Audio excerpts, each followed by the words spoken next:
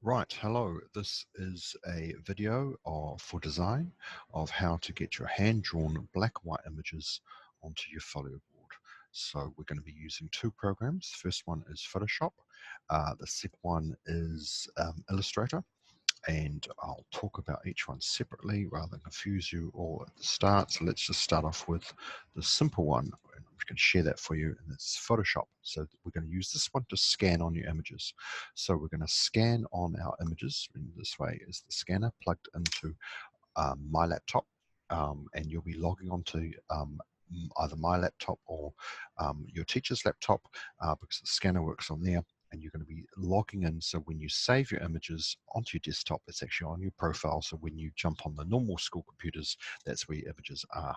So let's show you how to do that first. So you put it onto your scanner, you go File, Import, and this WIA support, and that takes you to the destination where you're going to go. I'm just going to put it anywhere for now, but you can browse on here and put it onto your desktop. That's the easiest way of doing it.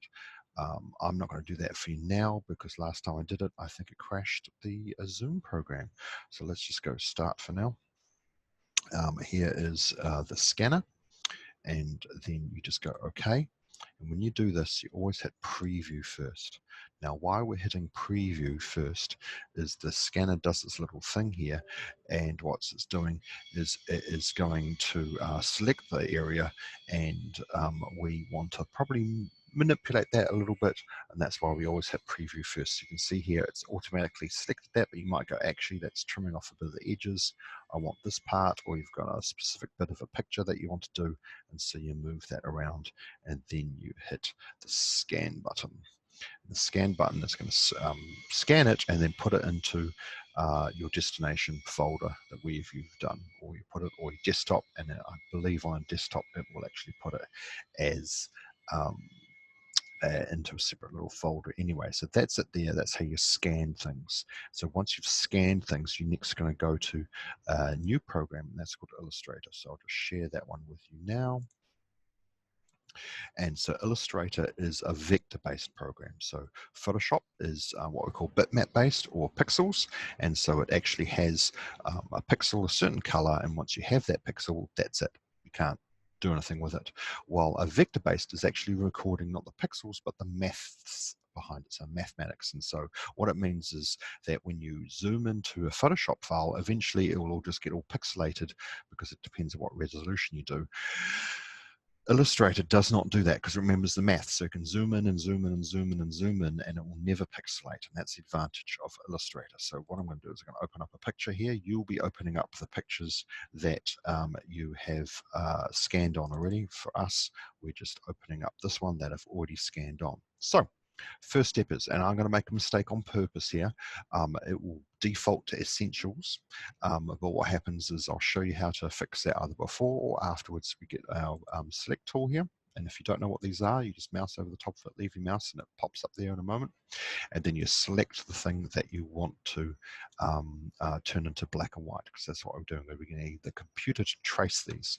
So we go Object, and then we go to Image Trace. It's going to trace it for us, and we go to Make.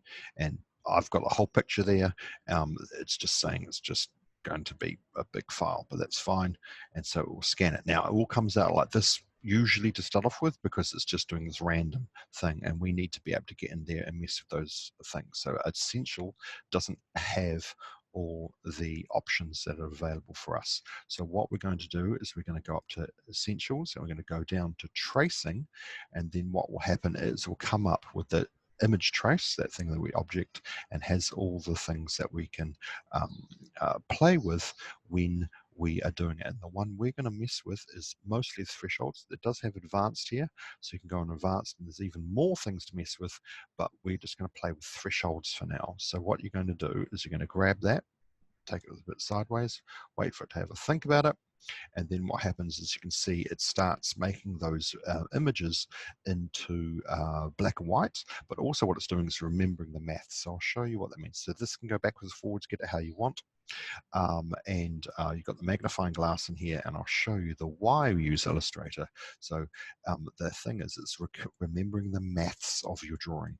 So you can zoom in and zoom in and zoom in and zoom in, and it will not pixelate. It would have long ago pixelated on Photoshop. Upon here, it's actually remembering one point to another point, and so you can zoom in and it will never pixelate, and that's the advantage of this. That means you can actually get these really, really big if that's what you are indeed wanting to do for taking a tiny little drawing and putting on a poster or something like that. It would be pixelated and ugly on Photoshop, but here on Illustrator, it is beautiful and gorgeous because it's remembering the maths. So the advantage of these programs is you can use them together. Back in the old days, they used to get made by different companies, and they weren't compatible. Now it's quite easy to get them in between the two programs. You have both programs open, and you go edit, copy, and it'll quite literally copy all that maths.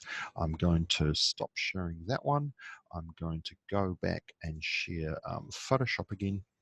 And then what's going to happen is I'm going to paste it on here. So it's just quite literally edit, paste. Now, always have it as a smart object rather than the pixels that come up there, because the smart object is the actual maths. So you go, okay. And then what that means is this is maths. Now, up here, we won't be able to do much with it, but I'll show you what that means is that we make it the size that we want it to be, and it can just go and get bigger and bigger and bigger. And it's all the maths. We'll keep changing it. We get it how we want. And then once you hit this tick, then it will turn it into something that size, and then when we zoom in, it will start pixelating. All right, so I will do that, and you can see this little icon up the corner here that it's a smart object, but that little icon means it's a smart object. And so that means that I can't rub out things, but you can see when I zoom in, it's starting to pixelate because it's actually turned that smart object, that maths, into actual pixels, because that's how Photoshop works. Now I can't rub things out at the moment, so I'll get a rubber and I'll try to rub things out, and just goes, no, you can't do it. So what you do then is you right mouse click and you go to rasterize layer. And what that does is it turns it back into the pixels. So then I can get my eraser and I can actually rub things out or select things and all that kind of stuff, because you're not able to do that when it's a smart object and that little icon's down there in the corner. So this is a way of getting your hand drawings to whatever scale and size you want and have them in these beautiful black and white pictures. Hopefully that helps. Thank you very much.